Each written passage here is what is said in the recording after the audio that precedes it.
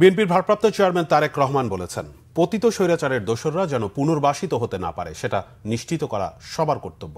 শহীদদের আকাঙ্ক্ষা পূরণে একটি বৈষম্যহীন সমাজ প্রতিষ্ঠার কথাও বলেন তিনি।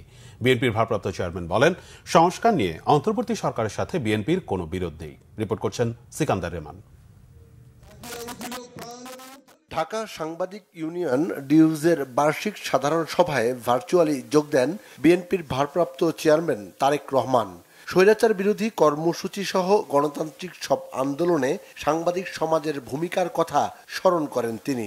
পতিত স্বৈরাচার ও তাদের দোসরদের আদালতের পাশাপাশি জনগণের কাছেও প্রত্যাখ্যাত করার মতো পরিস্থিতি তৈরির কথা বলেন বিএনপির ভারপ্রাপ্ত চেয়ারম্যান।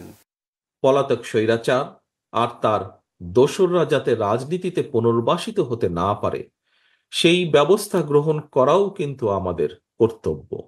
এজন্যই যথাযথ আইনগত এবং রাজনৈতিক পদক্ষেপ নেওয়া প্রয়োজন বলে আমরা মনে করি।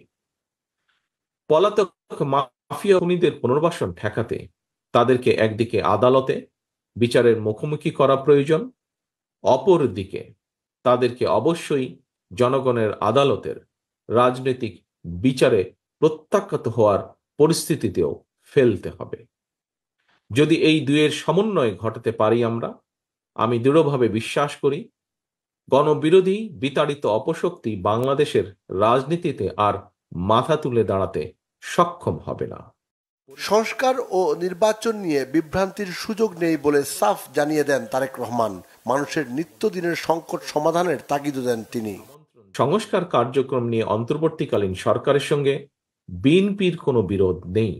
সংস্কার আগে নাকি নির্বাচন আগে, যারা এ ধরনের প্রশ্ন তুলে জনমনে বিভ্রান্তি সৃষ্টির অপচেষ্টায় লিপ্ত হয়েছেন তাদের উদ্দেশ্য কিন্তু ভিন্ন। বিএনপি মনে করে সংস্কার কার্যক্রম এটি কোনো শেষ হওয়ার বিষয় নয়।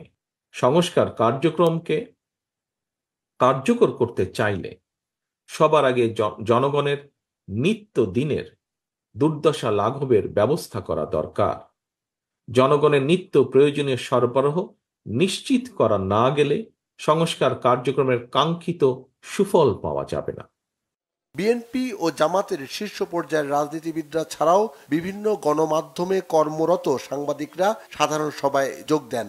মুক্ত গণমাধ্যম বাস্তবায়নের তাগিদ দেন সাংবাদিক নেতারা। সিকান্দার রেমান, বাংলাভিশন, ঢাকা।